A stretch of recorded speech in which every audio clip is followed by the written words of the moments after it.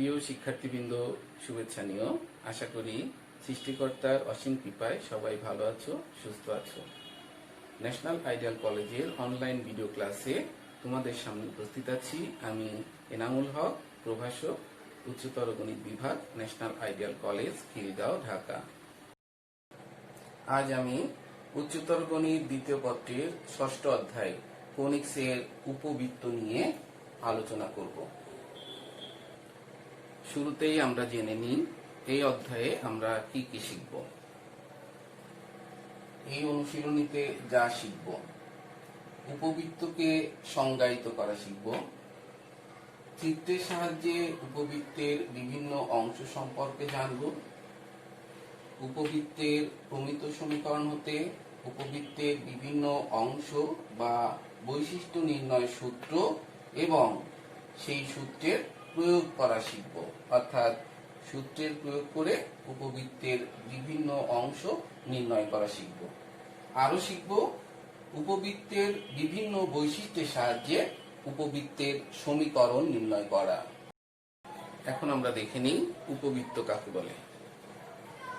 উপবৃত্ত কার্তেশীয় সমতলে কোনো একটি নির্দিষ্ট বিন্দু এবং একটি নির্দিষ্ট সরলরেখা হতে কোনো একটি বিন্দুর সঞ্চার পথের যে কোনো বিন্দুর দূরত্বের অনুপাত যদি একটি ধ্রুব সংখ্যা হয় আর ধ্রুব সংখ্যাটি 0 থেকে বড় আর 1 থেকে ছোট হয়, তবে ওই বিন্দুর সঞ্চার পথকে উপবৃত্ত বলে। চিত্রটি ভালোভাবে লক্ষ্য করো। মনে করি কার্তেশীয় সমতলে এস একটি নির্দিষ্ট বিন্দু এবং এম জেড একটি নির্দিষ্ট সরলরেখা এবং চিত্রে প্রদর্শিত এই বক্ররেখাটি কোনো একটি বিন্দুর সঞ্চার পথ এবং এই বক্ররেখার অর্থাৎ এই বিন্দুর সঞ্চার পথের যে কোনো বিন্দু থেকে এস বিন্দু এবং এম জেড রেখার লম্ব দূরত্বের অনুপাত সর্বদাই 0 থেকে বড় এবং 1 থেকে ছোট একটি ধ্রুব সংখ্যা হবে। অর্থাৎ এই সঞ্চার পথের উপর যদি কোনো একটা বিন্দু পি হয়, তবে পি বিন্দু থেকে এস বিন্দু দূরত্ব এসপি এবং পি বিন্দু থেকে জেড এম রেখার লম্ব দূরত্ব যদি পি এম হয়, তবে এসপি বাই পি এম এই অনুপাতটির মান হবে 1 থেকে ছোট একটি সংখ্যা এবং এই রেখার উপর অবস্থিত, এই বক্ররেখার উপর অবস্থিত যে কোনো বিন্দু থেকে এস বিন্দু দূরত্ব এবং জেড এম রেখার দূরত্বের অনুপাত ওই সর্বদাই ওই একই ধ্রুব সংখ্যাই হবে। এই সঞ্চার পথের উপর অবস্থিত যে কোনো বিন্দু থেকে এস বিন্দু দূরত্ব আর জেড এম রেখার দূরত্বের অনুপাতটিকে বলা হয় উপবৃত্তের উৎকেন্দ্রিকতা, যাকে স্মল লেটার ই দ্বারা প্রকাশ করা হয়।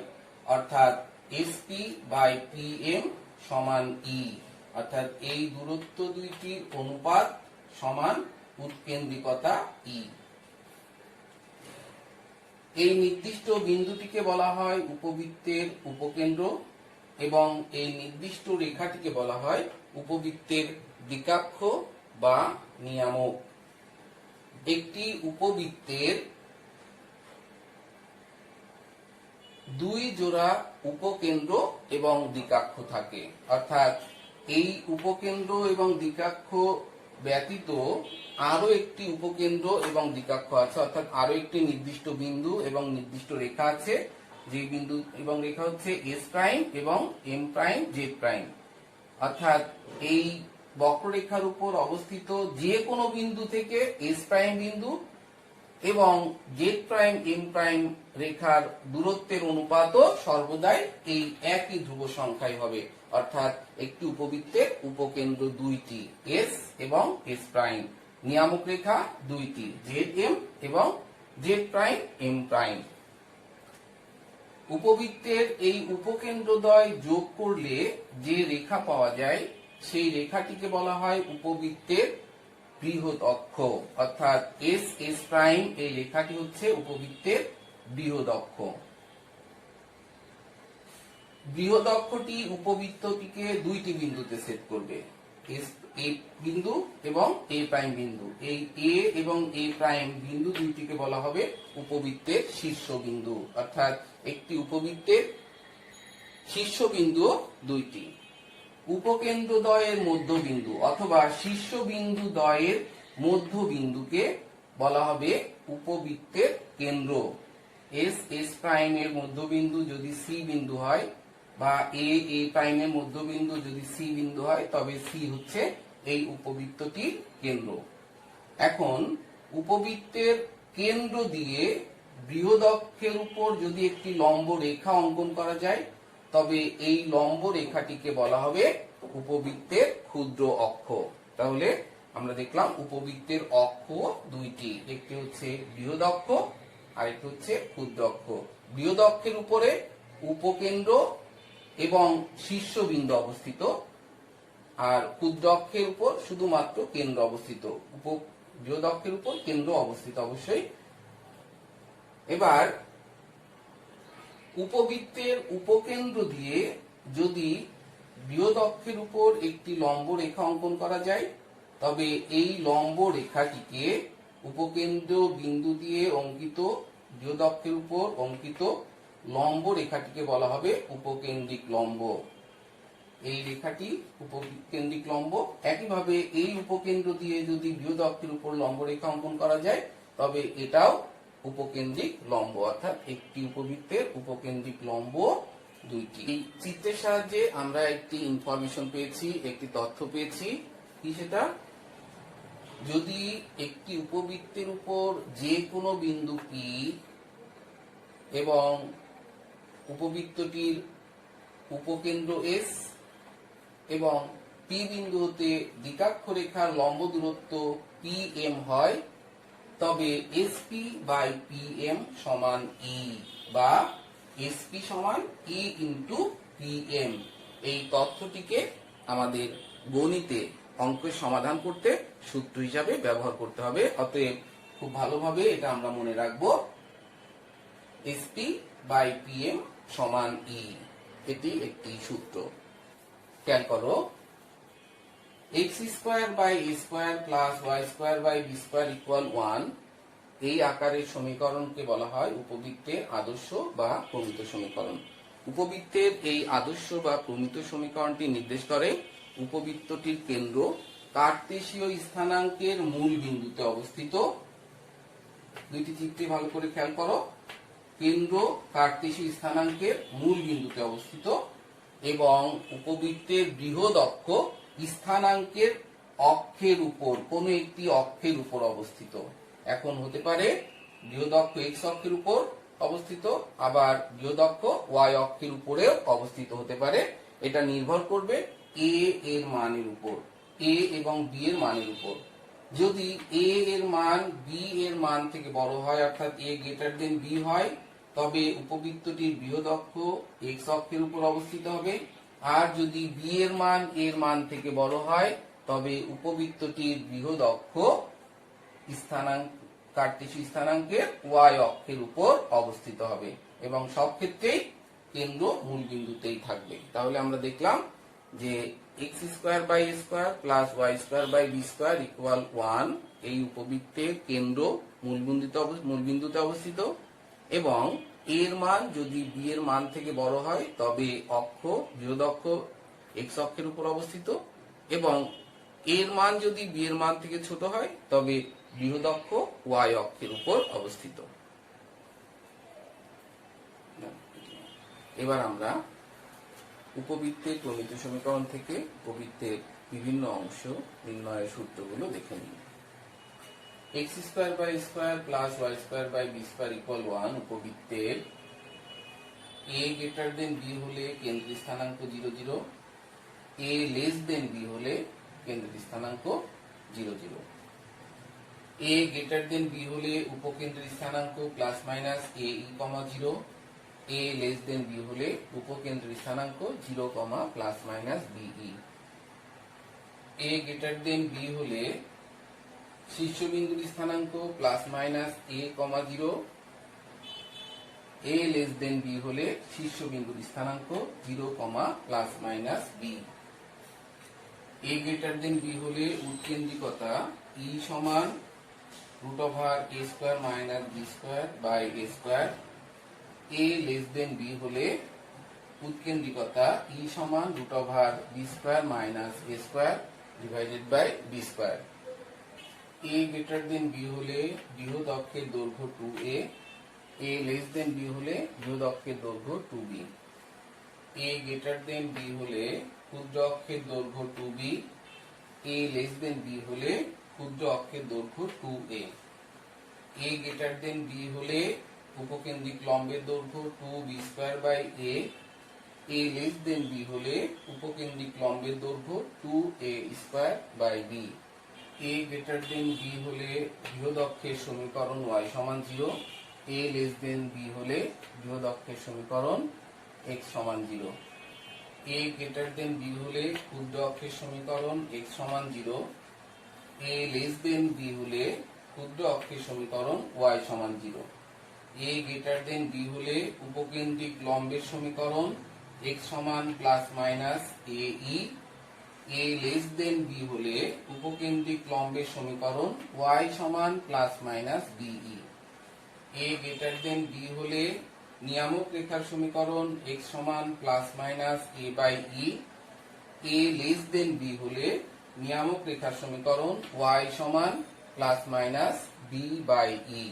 এর বিভিন্ন অংশ নির্ণয়ের সূত্রগুলো আমরা জানলাম। এখন আমরা এই সূত্রগুলো প্রয়োগ করে কিভাবে উপবৃত্তের প্রমিত সমীকরণ থেকে উপবৃত্তের বিভিন্ন অংশ নির্ণয় করা যায় তা আমরা শিখব। এই অনুশীলনীর সর্বমোট অঙ্কগুলো সাধারণত দুই ভাগে বিভক্ত।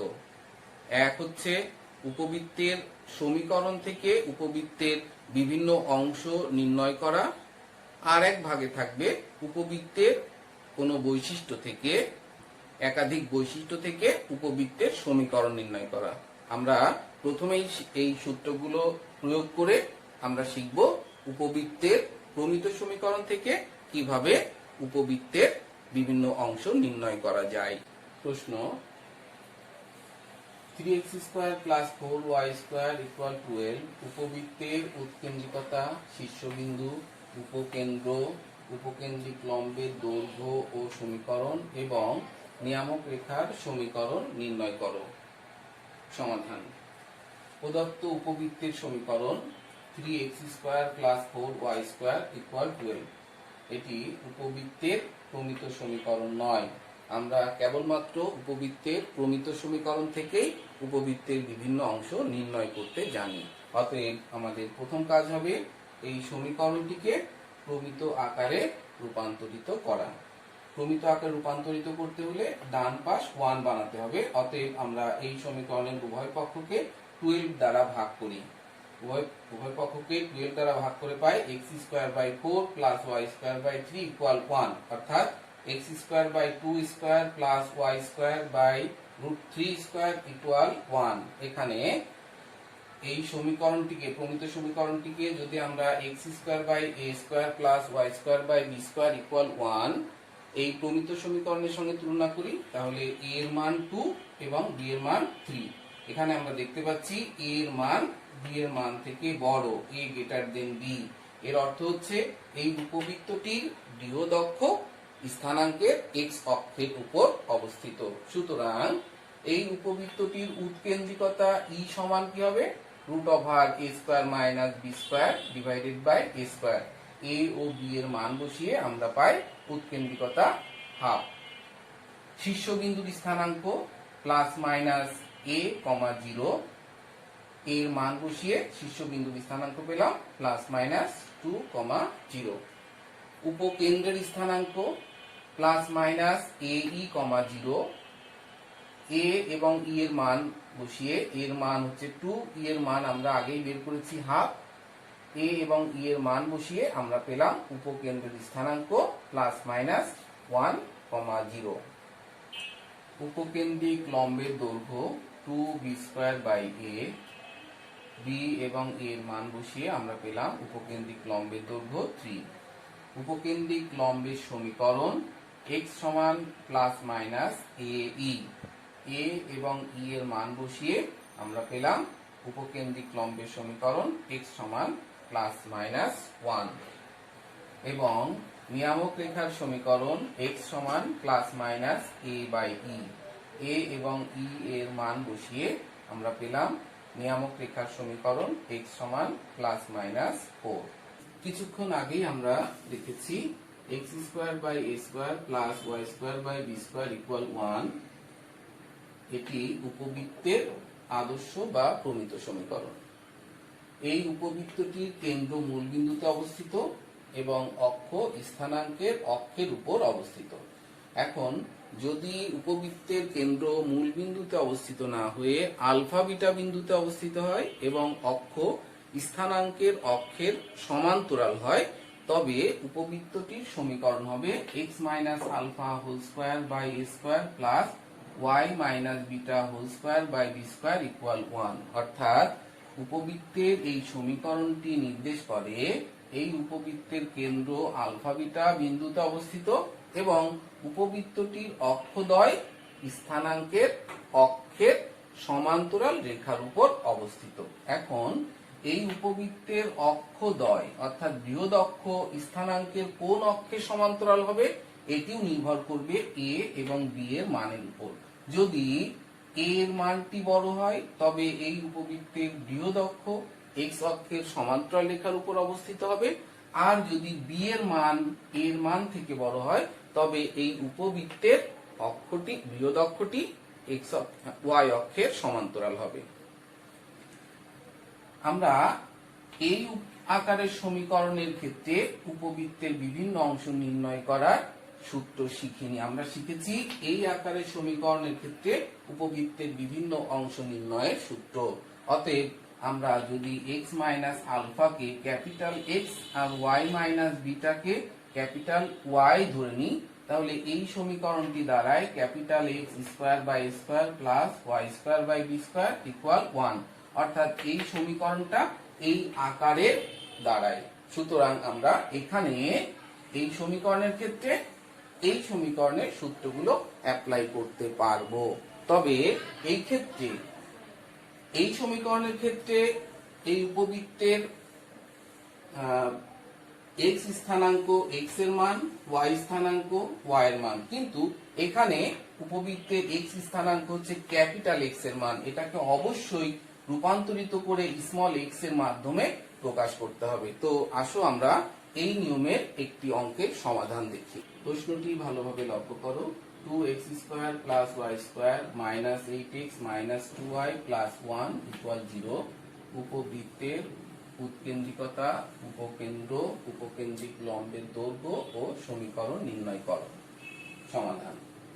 প্রদত্ত উপবৃত্তের সমীকরণ 2x square plus y square minus 8x minus 2y plus 1 equal 0। এটি উপবৃত্তের প্রমিত সমীকরণ নয়। আমাদের প্রথম কাজ এই সমীকরণটিকে প্রমিত আকার সমীকরণে রূপান্তরিত করা। এখন এই আকারের সমীকরণকে প্রমিত আকারের সমীকরণে রূপান্তরিত করার নিয়মটা জেনে নাও। প্রথমে x স্কয়ার এবং y স্কয়ারকে সহগমুক্ত করতে হবে এবং x minus a whole square বা x plus a whole square আকারে এবং y minus a whole square বা y plus a whole square আকারে প্রকাশ করতে হবে। এই কারণে আমরা প্রথমে x গুলো আলাদা, y গুলোকে আলাদা করে নিলাম। এবার x স্কয়ারকে সহগমুক্ত করতে এখান থেকে আমরা 2 কমন নিলাম। 2 কমন নিলে x স্কয়ার মাইনাস 4x, আর এটাকে x মাইনাস a বা x প্লাস a আকারে প্রকাশ, x plus a whole square আকারে প্রকাশ করতে এখানে প্লাস 4 যোগ করতে হবে। যদি আমরা এখানে প্লাস 4 যোগ করি তবে এটাকে আমরা লিখতে পারবো x মাইনাস 2 হোল স্কয়ার। আর এখানে তো y স্কয়ার সহগমুক্তই আছে, এটাকে হোল স্কয়ার আকারে প্রকাশ করতে হলে এখানে 1 যোগ করতে হবে। আমাদের 1 ছিল, এই y square minus 2y plus 1 এটাকে আমরা লিখতে পারি y মাইনাস 1 হোল স্কয়ার। আর এখানে আমরা অতিরিক্ত 4 দুগুণ 8 যোগ করলাম। সুতরাং এখানে 8 আবার ব্যালেন্স করার জন্য 8 বিয়োগ করে দিতে হবে, 8 মাইনাস করে দিলাম। এবার তাহলে আমরা কি লিখতে পারি, 2 into x minus 2 whole square plus y minus 1 whole square minus 8 ওপাশে গিয়ে হবে প্লাস ইকুয়াল 8। এটাকে প্রমিত আকারে প্রকাশ করতে হলে ডান পাশ 1 বানাতে হবে। অতএব এর উভয় পক্ষকে আমরা 8 দ্বারা ভাগ করে পাই x minus 2 whole square by 4 plus y minus 1 whole square by 8 equal 1। এখন এটাকে যদি আমরা x square by a square plus y square by b square equal 1 এই আকারে রূপান্তরিত করতে চাই, তাহলে আমাদের এই x মাইনাস 2 কে ক্যাপিটাল X, y মাইনাস 1 কে ক্যাপিটাল Y ধরে নিতে হবে। আমরা ধরে নিলাম x মাইনাস 2 সমান ক্যাপিটাল X, y মাইনাস 1 সমান ক্যাপিটাল Y। তাহলে সমীকরণটি কি দাঁড়ালো, capital X square by 2 square plus capital Y square by 2 root 2 whole square equal 1। দেখো এটি x square by a square plus y square by b square equal 1 এই আকারের সমীকরণ। সুতরাং আমরা এই সমীকরণে সূত্রগুলো অ্যাপ্লাই করে, পূর্বে সূত্রগুলো অ্যাপ্লাই করে উপবৃত্তের বিভিন্ন অংশ নির্ণয় করতে পারবো। এখানে দেখো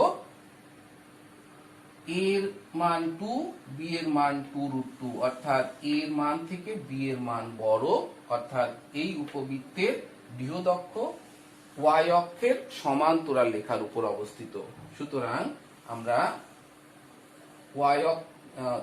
উপবৃত্তের বৃহদক্ষ y অক্ষের উপর অবস্থিত হলে যে সূত্রগুলো আমরা শিখেছি, এই ক্ষেত্রে সেই সূত্রগুলো অ্যাপ্লাই করে উপবৃত্তটির বিভিন্ন অংশ নির্ণয় করব। উপবৃত্তটির উৎকেন্দ্রিকতা E সমান root over b square minus a square divided by b square. A এবং বি এর মান এখানে বসিয়ে দিলাম, বি এর মান 2 রুট 2, তাহলে বি স্কোয়ার সমান 8, এ এর মান 2, এ স্কোয়ার সমান 4, বি স্কোয়ার এর মান 8। সমাধান করে পেলাম 1 বাই রুট 2, অর্থাৎ উপবৃত্তটির উৎকেন্দ্রিকতা 1 বাই রুট 2। উপবৃত্তটির উপকেন্দ্র x, y সমান 0, প্লাস মাইনাস বিই। এই সমীকরণের ক্ষেত্রে দেখো উপকেন্দ্রের x স্থানাঙ্ক কিন্তু ক্যাপিটাল X এর মান, y স্থানাঙ্ক ক্যাপিটাল Y এর মান, কিন্তু আমাদের মূল যে উপবৃত্তের সমীকরণ সেখানে x স্থানাঙ্ক হচ্ছে স্মল x এর মান আর y স্থানাঙ্ক হচ্ছে স্মল y এর মান। সুতরাং আমাদের এই ক্যাপিটাল X Y এর মাধ্যমে সূত্রের প্রয়োগ করে এটাকে আবার মূল স্থানাঙ্কে কনভার্ট করে দিতে হবে। অতএব ক্যাপিটাল X সমান 0 আর ক্যাপিটাল Y সমান plus minus b e. Capital X এর মান আমরা ধরে নিয়েছি x মাইনাস 2, সুতরাং x মাইনাস 2 সমান 0, অর্থাৎ x সমান 2। ক্যাপিটাল Y এর মান ধরেছি y মাইনাস 1, y এর মান বসালাম y minus 1 equal plus minus b এর মান 2 রুট 2, ই এর মান 1 বাই রুট 2। রুট 2 রুট 2 কাটা যায়, এখান থেকে আমরা প্লাস চিহ্ন যদি ধরি তাহলে y এর মান পাই 3, আর মাইনাস চিহ্ন যদি ধরি তাহলে y এর মান পাই মাইনাস 1। সুতরাং উপবৃত্তটির উপকেন্দ্রদ্বয় কি কি, 2, 3 এবং 2, মাইনাস 1। উপকেন্দ্রিক লম্বের দৈর্ঘ্য 2a square by b. A ও বি এর মান বসিয়ে আমরা পেলাম উপকেন্দ্রিক লম্বের দৈর্ঘ্য 2 রুট 2 এবং উপকেন্দ্রিক লম্বের সমীকরণ ক্যাপিটাল Y সমান প্লাস মাইনাস বিই। এখানে ক্যাপিটাল Y এর মান এবং বি ও ই এর মান বসিয়ে আমরা পেলাম y minus 1 equal plus minus 2 root 2 into root 2। Root 2 কাটা গিয়ে y মাইনাস 1 সমান প্লাস মাইনাস 2। যদি প্লাস চিহ্ন ধরি তবে উপকেন্দ্রিক লম্বের সমীকরণ হবে y মাইনাস 3 ইকুয়াল 0 এবং যদি মাইনাস চিহ্ন নিই তাহলে উপকেন্দ্রিক লম্বের সমীকরণ পাবো y প্লাস 1। তো প্রিয় শিক্ষার্থীবৃন্দ, এতক্ষণ আমরা উপবৃত্তের প্রমিত সমীকরণ থেকে উপবৃত্তের বিভিন্ন অংশ নির্ণয় করার নিয়ম শিখলাম। আমি আশা করি তোমরা এই নিয়ম আয়ত্ত করে এই অনুশীলনীর যে অঙ্কগুলোতে উপবৃত্তের সমীকরণ দিয়ে উপবৃত্তের বিভিন্ন অংশ নির্ণয় করতে বলা হয়েছে, তোমরা সেই অঙ্কগুলো নিজে নিজে অনুশীলন করতে পারবে। উপবৃত্তের বাকি অংশ আগামী অনলাইন ক্লাসে আলোচনা করব। ততক্ষণ তোমরা সবাই ভালো থাকো, সুস্থ থাকো, সুন্দর হোক তোমাদের জীবন, এই কামনা করে আজকের মতো অনলাইন ভিডিও ক্লাস এখানেই শেষ করছি।